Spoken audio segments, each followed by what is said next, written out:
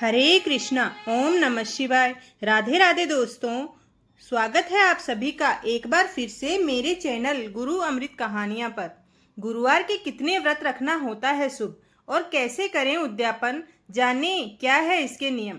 आपने अपने आसपास कई ऐसे लोगों को देखा होगा जो गुरुवार का व्रत रखते हैं। गुरुवार का व्रत भगवान विष्णु के लिए रखा जाता है। जिन लोगों के काम बनते बनते बिगड़ जाते हैं या फिर शादी में अड़चने आती है, उन्हें गुरुवार का व्रत रखने की सलाह दी जाती है। गुरुवार का व्रत रखने से कई समस्याएं दूर होने लगती है। खासकर कड़ी मेहनत के बाद भी जिन लोगों के कामों में बार बार रुकावटें आती रहती है, उन्हें दूर करने के लिए गुरुवार का व्रत सबसे अच्छा उपाय माना जाता है।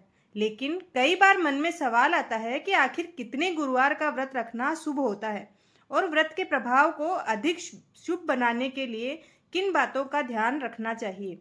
जिन लोगों के विवाह में बार बार बाधाएं आती है, उन्हें गुरुवार का व्रत रखना अवश्य ही चाहिए। मान्यता है कि गुरुवार का व्रत रखने से भगवान विष्णु की कृपा से विवाह योग जल्दी बनता है। इसके साथ ही आपके जीवन में खुशहाली और समृद्धि भी आती जाती है। गुरुवार का व्रत रखने से पहले इसके नियमों को जानना बहुत जरूरी है, तभी आपको व्रत का पूरा फल मिल सकेगा। तो आइए जानते हैं गुरुवार व्रत का नियम और उद्यापन विधि। गुरुवार का व्रत कब से रखना शुरू करें। सबसे पहली बात यह है कि गुरुवार के व्रत की शुरुआत करने से पहले आपको इस व्रत से जुड़े नियम और विधि विधान को जान लेना चाहिए। इसके बाद ही गुरुवार का व्रत रखना शुरू करें। आपको भगवान विष्णु की कृपा तभी प्राप्त हो पाएगी जब आप नियमों के अनुसार व्रत रखेंगे। अगर आप पहली बार व्रत की शुरुआत कर रहे हैं तो गुरुवार का व्रत किसी भी माह की शुक्ल पक्ष के गुरुवार से शुरू करें। इससे व्रत का शुभ प्रभाव कई अधिक बढ़ जाता है। लेकिन ध्यान रखें, इस व्रत को पौष माह में शुरू करना अच्छा नहीं माना जाता। लेकिन जो जातक पहले से ही गुरुवार का व्रत कर रहे हैं, वह पौष मास में भी यह व्रत कर सकते हैं। अब यह जानिए कि गुरुवार के कितने व्रत करना शुभ होता है। आप अगर किसी मनोकामना के पूर्ण होने के लिए व्रत रख रहे हैं तो आप 16 गुरुवार का व्रत रख सकते हैं। 16 गुरुवार का व्रत रखने के बाद 17वें गुरुवार को व्रत का पूरे विधान के साथ उद्यापन कर लें। इसके अलावा अगर आप जीवन में खुशहाली और समृद्धि के लिए व्रत रख रहे हैं तो आप आजीवन गुरुवार का व्रत भी रख सकते हैं। वहीं आप अगर कुछ सालों के लिए ही गुरुवार के व्रत का संकल्प लेना चाहते हैं तो आप 1, 3, 5, 7 या 9 साल तक इस व्रत का पालन कर सकते हैं। अब जानिए गुरुवार की पूजा के क्या नियम होते हैं। गुरुवार के दिन सुबह जल्दी उठकर भगवान विष्णु जी और बृहस्पति देव का ध्यान करते हुए व्रत का संकल्प लें। इसके बाद नारायण भगवान को पीले वस्त्र, फूल, फल, मिठाई आदि चढ़ाएं। इसके बाद गुरुवार व्रत कथा का पाठ करें।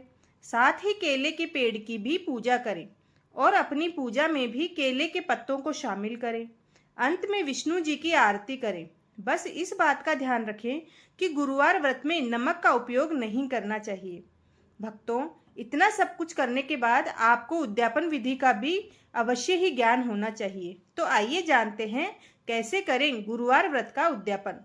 सबसे पहले सुबह स्नान करके पीले रंग के वस्त्र धारण करें। इसके बाद आपके पास भगवान विष्णु को अर्पित करने के लिए जो भी सामग्री उपलब्ध है उसे एक थाली में रख लें। कोशिश करें कि थाली में पीले रंग के फूल और पीली मिठाई हो। इसके बाद भगवान विष्णु का आह्वान करते हुए चढ़ावे को भगवान विष्णु को अर्पित करें।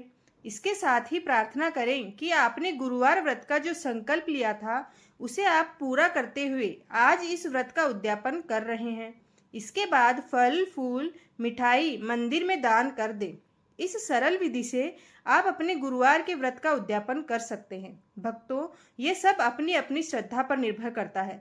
अगर आप चाहें तो कुछ कन्याओं का भोग प्रसाद ग्रहण करा सकते हैं, ब्राह्मणों को दान कर सकते हैं अथवा अपने घर की बहन बेटियों को बुलाकर उन्हें भोजन करा सकते हैं। भक्तों, दी गई जानकारी अगर आपको अच्छी लगी हो तो चैनल को जरूर सब्सक्राइब करें और कमेंट में अपनी राय अवश्य दें। धन्यवाद।